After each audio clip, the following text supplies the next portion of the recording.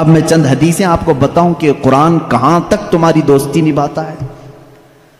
پہلی بات، کچھ لوگ ڈر کر کے چھوڑے ہوئے، ہم تو پڑھ ہی نہیں پاتے تھے، اس پر بھی میں آج ایک حدیث پڑھا، حضرت عائشہ صدیقہ رضی اللہ تعالی عنہا سے مروی ہے، فرماتی ہیں رسول کریم صلی اللہ تعالی علیہ وسلم نے فرمایا الماہر فی القرآن، جو قرآن کا ماہر ہے یعنی اچھی تجوید میں تلاوت کرتا ہے اور اس کے معنی بھی سمجھتا ہے، سب سمجھتا ہے، حضور اکرم صلی اللہ علیہ وسلم نے فرمایا قیامت کے دن وہ معزز محترم فرشتوں اور انبیاء کے ساتھ ہوگا۔ جو ماہر ہے قرآن میں، جو قرآن اچھے سے تلاوت کرتا ہے، یہاں تک تو بات ٹھیک ہے۔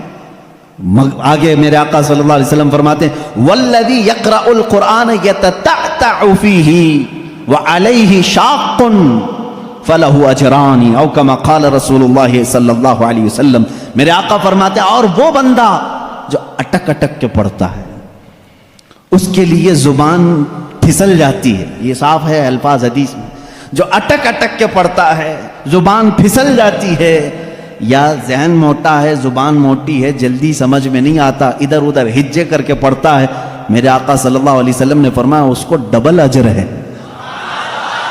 فَلَهُ أَجْرَانِ، اس کو دگنا اجر ہے۔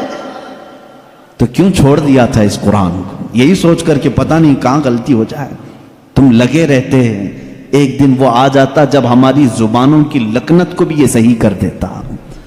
قرآن پاک علاج بھی ہے، شفا بھی ہے، دوا بھی ہے، رزق بھی ہے، رحمت بھی ہے۔ عزیزان گرامی، میرے آقا صلی اللہ تعالی علیہ وسلم نے فرمایا، احادیث کے چند جملے میں آپ کے سامنے رکھ دوں۔ رسول پاک صلی اللہ تعالی علیہ وسلم فرماتے ہیں کہ جو قرآن گھر میں تلاوت کرتا ہے اس کے لیے ایک فرشتہ ہے جس کا نام سکینہ ہے۔ حضرت اسید بن حضیر رضی اللہ تعالیٰ عنہ ایک صحابی ہیں، وہ رات میں تلاوت کر رہے تھے، اچانک بادل کا ایک ٹکڑا نیچے آ گیا۔ بادل کا ٹکڑا کبھی نیچے آپ نے دیکھا نہیں ہوگا، اس میں کیا ہوتا ہے معلوم ہے؟ جیسے فریج کھولنے کے بعد بہت تیز شبنم جیسی ٹھنڈک رہتی ہے، اس طرح بادلوں کو کچھ جمی ہوئے پانی اور برف جیسی چیزیں گھیری ہوئی رہتی، ایک ٹکڑا ان کے اوپر آ گیا۔ حضرت اسید ڈر گئے، ان کا گھوڑا ہنانے لگا، تیزی سے اچھل کود کرنے لگا، اور وہ قرآن پڑھ رہے تھے اس وقت، اور انہوں نے قرآن چھوڑ دیا، اور صبح حضور اکرم صلی اللہ علیہ وسلم کے دربار میں آئے، کہا یا رسول اللہ صلی اللہ علیہ وسلم مجھے ڈر لگ رہا ہے، رات کو میں چھت پر بیٹھ کر قرآن پڑھ رہا تھا، صرف میری بیوی ہے اور میرے گھر میں ایک گھوڑا ہے، مجھے ڈر یہ لگا کہ آسمان سے کچھ برس جائے گا اور میں ہلاک ہو جاؤں گا۔ بادل کا ٹکڑا یہاں تک آ گیا تھا، سر تک آ گیا تھا، اور میرا گھوڑا بھی دیکھ کر کے ہنانے لگا، اچھل کود کرنے لگا، یہ کیا معاملہ ہے؟ اللہ کے حبیب صلی اللہ تعالیٰ علیہ وسلم نے فرمایا، مسکرایا، کہا اسید تلاوت چھوڑ کیوں دیا؟ اور پڑھتے رہتے ہیں، اس لیے کہ وہ فرشتہ ہے جسے قرآن سننے کا بہت شوق ہے، جب بھی کوئی قرآن تلاوت کرتا ہے تو آسمانوں سے اتر آتا ہے، یہاں تک کہ میرے آقا صلی اللہ علیہ وسلم نے فرمایا فجر کی نماز میں آؤ، اپنے منہ صاف کر کے آؤ، اپنے منہ کی بدبو نکال کر کے آؤ۔ پوچھا کیوں؟ فرماتے ہیں میرے آقا صلی اللہ علیہ وسلم جب تم نمازوں میں قرآن کی تلاوت کرتے ہو کچھ ایسے فرشتے ہیں وہ اپنا منہ تمہارے منہ سے لگا دیتے ہیں، تو منہ کی بدبو نہ ہو، فرشتوں کو تکلیف نہ ہو، اس لیے کہ وہ قرآن سننے کے شوقین ہیں، جب تم تلاوت کرتے ہو تو وہ اتر جاتے ہیں اور تمہارے منہ سے اپنا منہ لگا لیتے ہیں۔ قرآن کی یہ برکت ہے میرے عزیزو، دوسری کتابوں کے لیے کہیں ایسی فضیلت نہیں ملتی۔ یہ تو میں دائرہ اسلام میں موجود میرے آقا صلی اللہ تعالیٰ علیہ وسلم کی بتائی ہوئی حدیثیں آپ کو پہلے بتا رہا ہوں، میں پھر دنیاوی معاملات میں بھی آؤں گا کہ قرآن کہاں کہاں ہماری رہنمائی کرتا ہے۔ پہلے تو ہم اپنے دائرے میں دیکھیں، ہم چھوڑے ہوئے ہیں نا اس کو۔ اقبال نے کہا تھا وہ زمانے میں معزز تھے مسلمان ہو کر، آج تم خار ہوئے ہو تاریک قرآن ہو کر، آج تم خار ہوئے ہو تاریک قرآن ہو کر، قرآن چھوڑ کر کے ہی ذلیل ہوئے ہیں، باقی اور کوئی وجہ نہیں ہے۔ اللہ تبارک و تعالیٰ نے جو مقدس چیز تمہارے لیے اتاری پچھلی امتوں کو کبھی یہ چیز نہیں ملی، قرآن جیسی برکت کسی امت کو نہیں ملی جو امت مصطفیٰ صلی اللہ علیہ وسلم کو ملی۔ تورات آئی ہے، انجیل آئی ہے، زبور آئی ہے، سب کو معلوم ہے نا، آسمانی کتابیں آئی۔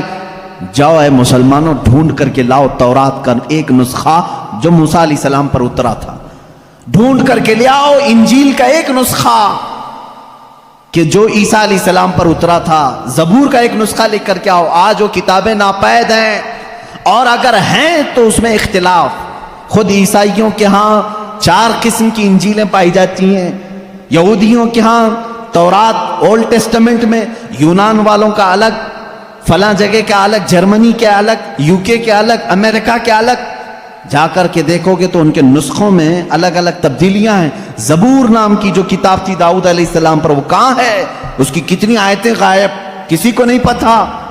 लेकिन दुनिया में अगर खालिद हमेशा रहने वाली कोई किताब है तो कुरान मुक़द्दस है। तुम जाओ अमेरिका में भी तुम्हें यही कुरान मिलेगा जो सूरह फातिहा से शुरू हो रहा है। अरब में जाओ यही कुरान मिलेगा जो वन्नास पे ख़त्म हो रहा हो। हिंदुस्तान में आओ यही कुरान मिलेगा जिसके दरमियान में सूरह कहफ है। कहीं पर भी जाओ कुरान उसी तरह से आज मौजूद है।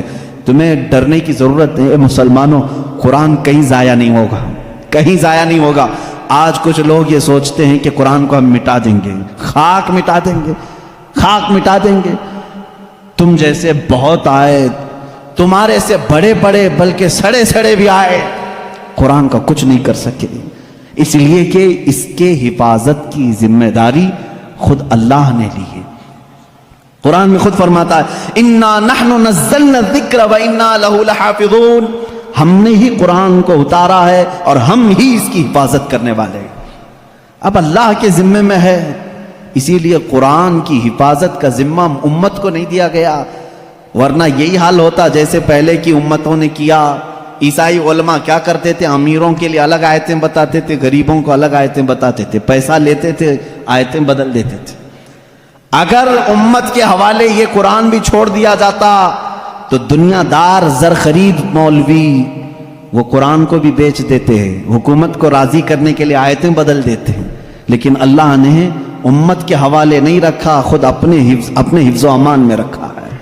कुरान को कोई बदल नहीं सकता। ला तब्दील लिकलिमातिल्लाह, रब ताला खुद फरमा रहा है अल्लाह के एक कलमे में भी तब्दीली नहीं। खौफ किस बात का तुम्हें? इसकी कुरान की इतनी हिफाजत की गई है कि इसके सारे अल्फाज गिन के रख लिए गए हैं। एक लफ्ज़ भी अगर कम हो गया तो पता चल जाएगा ये कुरान नहीं है। अल्फाज तो दूर की बात है मेरे अजीज़ों, इसकी सूरतें महफूज हैं। 114 सूरतें हैं, इसमें एक कम भी नहीं होगी, ज़्यादा भी नहीं होगी। हम ये सब महफूज हैं। जो आलिम होगा, जो हाफिज होगा, करोड़ों की तादाद में उलमा भी हैं, वो सबको मालूम है। यानी कुरान की ये बातें जानने वाले उलमा की बात कर रहा हूं, सबको मालूम है कि कुरान में 114 सूरतें हैं, 540 रुकू हैं। इतना ही नहीं बल्कि इसके जो है हर्फ भी गिन लिए गए, आयतें भी गिन ली गई हैं। 6666 आयतें हैं, हुरूफ भी गिने गए हैं, ज़बर भी गिने गए हैं, ज़ेर भी गिने गए हैं, बल्कि इसके नुक्ते भी गिन के रखे गए हैं। कहीं एक नुक्ता भी कम नहीं कर सकोगे।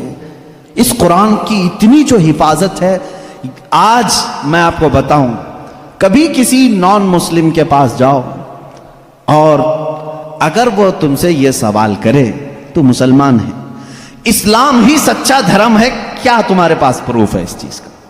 तुम क्या कहोगे? हुजूर सल्लल्लाहु तआला अलैहि वसल्लम के मौजज़े सुनाओगे? इनकार करेगा। मेरे आका सल्लल्लाहु तआला अलैहि वसल्लम ने चांद के 2 टुकड़े फरमाए, सूरज को पलटा दिया, बहुत सारे मौजज़े हैं। वो कहेगा मैं नहीं मानता इन चीजों, वो उस जमाने में थे, मैं कहां देखा हूं। अगर तुम उसके सामने इस्लाम की अजीम फतूहात को दिखाओगे, वो कहेगा मैं नहीं मानता, ये सब कहानियां होंगी, हमारे भी भगवानों के जिक्र इस तरह से किए गए हैं, इसी तरह की बातें हमारे पास भी मौजूद हैं। हर कोई कहेगा। तुम्हारे पास अगर अपने हक होने की कोई अलामत आज भी मौजूद है तो सिर्फ कुरान पाक है। उसे कहो मेरे सच्चे मजहब पर और अच्छे मजहब पर कायम होने की सबसे बड़ी दलील, सबसे बड़ा प्रूफ कुरान है। ला करके दिखाओ इस तरह की कोई दूसरी किताब किसी के पास हो।